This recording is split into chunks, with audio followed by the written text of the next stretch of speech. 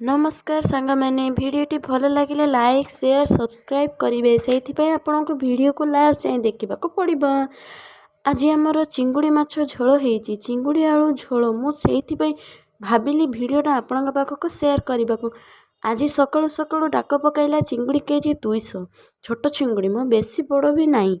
आपण सेपटे चिंगुड़ी केजी केते कमेंट निश्चय कहे से मु चिंगुड़ी गुड़ाक धोईदेली से हल्दी गुंड मर्च गुंड लुण दे तेल भाजीदेली तापर जो बाकी रहीगला अदा रसुण पियाज दे सेटा को कढ़ाई रे भाजी थी से चिंगुड़ी कढ़ाई रे तेल अल्प दे से सोरिष जीरा पकई से बटाटी को पकईदेली पुणी 5 कि 10 मिनट तेल छाड़ला जाए घाटिली तापर से भजा चिंगुड़ी पकई भलरे कषिली कषा हो गला से सीझा होता आलू देदेली आलू को मु आगरू भात रांधिला टाइम रे सीझे देती देखिला ना मु केमिति चालाक आलू देदेली तापर टिके रहीकि टमाटो भी देदेली 15 मिनट एमिटी घोड़ाई छाड़देवे।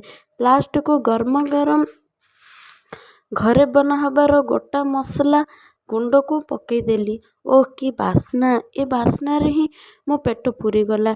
एथिरे धनिया पत्र ऊपर पकईले आहुरी टेस्टी लगे आउ सुंदर लगिबो किंतु मो पाखरे नाही से एडजस्ट करदेली। Please like share subscribe. नमस्कार।